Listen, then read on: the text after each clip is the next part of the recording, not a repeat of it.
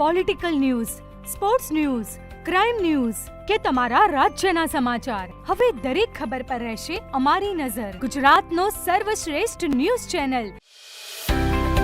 પાટણ એલસીબીની ટીમે રથયાત્રા પૂર્વે ગેરકાયદેસર હથિયારો બનાવતા ઇસમોને ઝડપી પાડ્યા. આગામી ભગવાન જગન્નાથજીની રથયાત્રાને ધ્યાનમાં રાખી પાટણ જિલ્લામાં કાયદો અને વ્યવસ્થા જળવાઈ રહે તે માટે એલસીબી પાટણ પોલીસે મોટી કાર્યવાહી હાથ ધરી છે.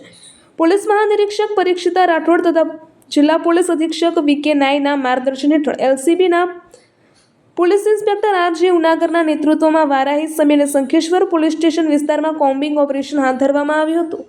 બાતમીના આધારે ગાજદીનપુર 4 રસ્તા, મુજપુર, રાણીસર અને વારાહી સહિત અલગ અલગ સ્થળોએ દરોડા પાડી કુલ 6 આરોપીઓને ઝડપી પાડવામાં આવ્યા છે. તેમની પાસેથી 5 ગેરકાયદેસર દેશી પિસ્તોલ, 4 જીવતા કારતૂસ તેમજ હથિયાર બનાવવામાં ઉપયોગી ગ્રાઇન્ડર, હથોડી, આરી, કાનસ, વીંધણી સહિતની સાધન સામગ્રી મળી આવી હતી.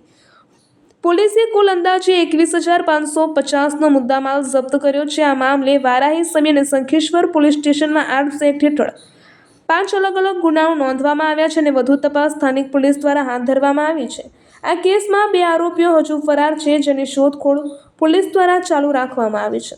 આ તપાસ દરમિયાન કેટલાક આરોપીઓ સામે અગાઉ પણ આર્મ્સ એક્ટ, લૂંટ, હત્યાના પ્રયાસ અને અન્ય ગંભીર ગુનાઓ નોંધાયેલા હોવાનું બહાર આવ્યું છે.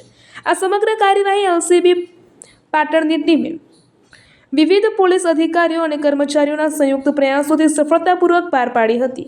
રથયાત્રા પૂર્વે ગેરકાયદેસર હથિયારો સામે કરવામાં આવેલી આ કાર્યવાહીથી જિલ્લામાં અસામાજિક તત્વોમાં ફફડાટ ફેલાયો છે.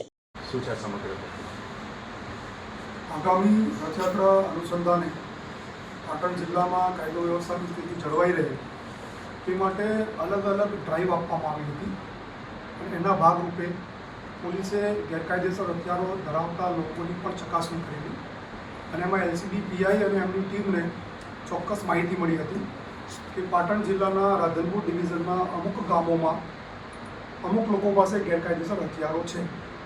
જેના આધારે એલસીબી પીઆઈએ પોતાની અલગ અલગ ટીમો બનાવી અને સમીના ગાજદીનપુરા, મુજપુર, શંખેશ્વરના રાણીસર અને વારાહીમાં અલગ અલગ જગ્યાએ કોમ્બિંગ કરેલું હતું અને કોમ્બિંગ દરમિયાન પોલીસને 5 દેશી કટ્ટા, કારતૂસ નંગ 4 અને હથિયાર બનાવવાની અલગ અલગ સામગ્રી મળી આવી હતી. જેમાં પોલીસે અલગ અલગ 5 ગુના દાખલ કર્યા હતા અને અત્યારે એમાં 6 આરોપીઓને પોલીસે અટક કરેલા છે. આ ગુનામાં અન્ય 2 આરોપીઓને અટક કરવાના બાકી છે.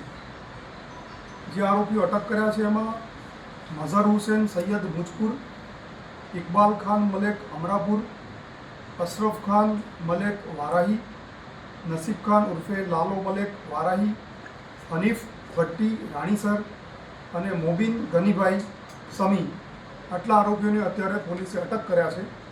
જે અટક કરવાના બાકી આરોપીઓ છે એમાં ડાયા ઓકા માજીરાણા રાધનપુર, દરિયાખાન ભટ્ટી રાણીસર. કબજે કરેલા મુદ્દામાલની વાત કરીએ તો ગેરકાયદેસર પિસ્તોલ, જેને આપણે કટ્ટા કહીએ છીએ, એવા 5, કારતૂસ નંગ 4, ગ્રાઇન્ડરમાં ઉપયોગ કરવાની પ્લેટ, પક્કડ નંગ 1, લોખંડની હથોડી, કાચ પેપર, લોખંડની કાનસ અને અન્ય જે હથિયાર બનાવવામાં સાધનો વપરાય છે એ તમામ સાધનો પોલીસે આ ગુનાના કામે કબજે કરેલા છે. આરોપીઓનો ગુનાહિત ઇતિહાસ જોઈએ તો મઝહર હુસેન વિરુદ્ધ હારીજમાં એક આર્મ્સ એક્ટનો ગુનો દાખલ થયેલો છે અને ડાયા ઉકા માજીરાણા, જેને પકડવાનો બાકી છે, એના વિરુદ્ધ 18 ગુના દાખલ થયેલા છે. જેમાં મોટાભાગના ગુનાઓ આર્મ્સ એક્ટ મુજબના છે. અન્ય આરોપી જે પકડવાનો બાકી છે દરિયાખાન ભટ્ટી છે રાણીસર, એની વિરુદ્ધ પણ 6 જેટલા ગુનાઓ દાખલ થયેલા છે.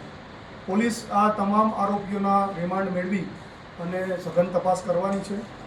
એવી પણ શક્યતાઓ છે કે તપાસ દરમિયાન બીજા પણ વેપન્સ પોલીસને મળી આવે. હથિયારોનો ઉપયોગ ક્યાં કરવામાં આવે? જે આરોપીઓ પકડાયા છે અને હવે એમનું રિમાન્ડની કાર્યવાહી ચાલુમાં છે. કોઈ ગુનામાં વેપન વપરાયા છે કે કેમ, અન્ય ગુનામાં વાપરવાના છે કે કેમ, બીજા કોઈ ઉપયોગ માટે લાવ્યા છે કે કેમ, આ બધી તપાસ રિમાન્ડ દરમિયાન કરવામાં આવશે.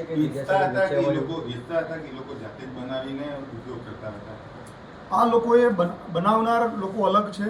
આ લોકો પાસેથી જે પકડાયા છે એ વેપન ધારકો છે, જેમની પાસેથી આપણને વેપન મળી આવ્યા છે. કેવી રીતે એમને મેળવ્યા છે અને એમના માટેના પૈસા ચૂકવ્યા છે કે કેમ, આ બધી તપાસ અત્યારે કરવામાં આવનાર છે. ફેક્ટરી ક્યાં બનાવે છે બાકી? હા, ફેક્ટરી હાલ પૂરતી આપણને રાણીસર અને એના મુખ્ય જે વ્યક્તિ છે દરિયાખાન ભટ્ટી, જે અગાઉ પણ હથિયાર બનાવવાની ફેક્ટરી સાથે પકડાયા હતા, એમની જ ફેક્ટરીમાં બન્યા હોય એવું અત્યારે પ્રાઇમા ફેસી આપણને મળી આવ્યું છે. અત્યાર સુધી એવી કોઈ બાબત ધ્યાને આવેલી નથી, પણ અમે આની સઘન તપાસ કરવાના છીએ.